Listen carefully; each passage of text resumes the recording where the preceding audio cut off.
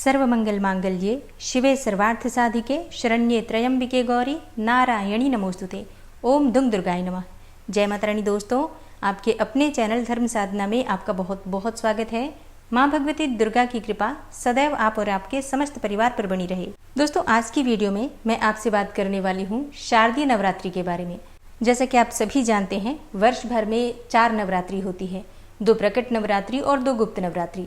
गुप्त नवरात्रि आती है माघ मास में और आषाढ़ मास में, और प्रकट नवरात्रि चैत्र मास में और आश्विन मास में आती है। नवरात्रि में माँ भगवती दुर्गा के 9 स्वरूपों की आराधना की जाती है।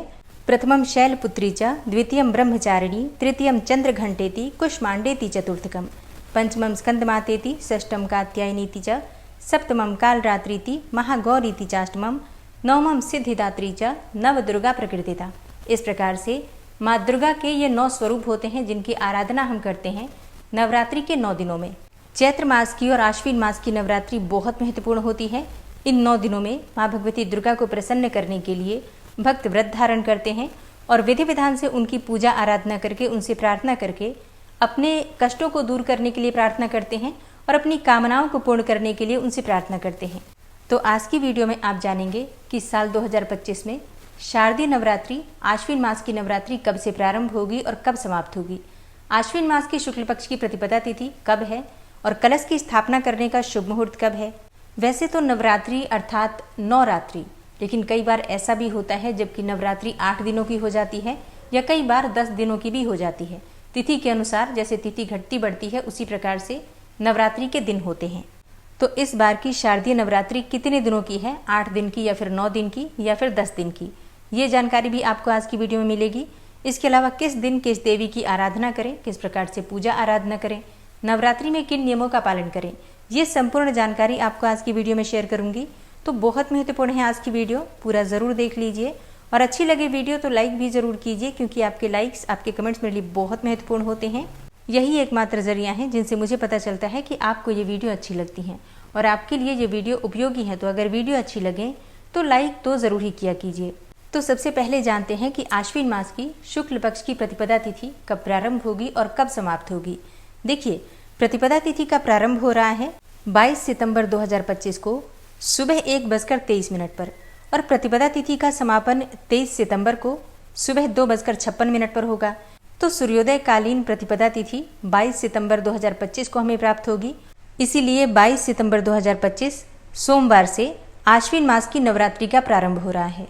तो शारदीय नवरात्रि का पहला दिन 22 सितंबर 2025 को है, प्रतिपदा तिथि सोमवार के दिन। इस दिन माँ दुर्गा के पहले स्वरूप माँ शैलपुत्री की पूजा आराधना करेंगे। 23 सितंबर को नवरात्रि का दूसरा दिन है, द्वितीया तिथि। माँ ब्रह्मचारिणी जो कि माँ दुर्गा का दूसरा स्वरूप मानी जाती हैं, इनकी आराधना करेंगे। 24 सितंबर 2025 को तृतीया तिथि है और नवरात्रि का तीसरा दिन है। इस दिन माँ भगवती दुर्गा के तीसरे स्वरूप माँ चंद्रघंटा की पूजा करेंगे। शारदीय नवरात्रि में तृतीया तिथि 2 दिन तक विद्यमान है, जैसे कि 24 और 25 सितंबर को तृतीया तिथि ही मानी जाएगी। तो नवरात्रि में तृतीया तिथि की वृद्धि हुई है। ऐसे में 24 और 25 दोनों दिन नवरात्रि की तृतीया तिथि होने की वजह से दोनों दिन माता चंद्रघंटा की पूजा करेंगे।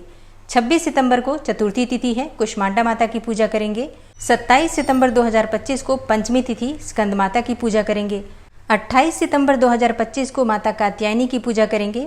इस दिन महाषष्ठी है, नवरात्रि का 6ठा दिन है। 29 सितंबर को महासप्तमी, माता कालरात्रि की पूजा करेंगे।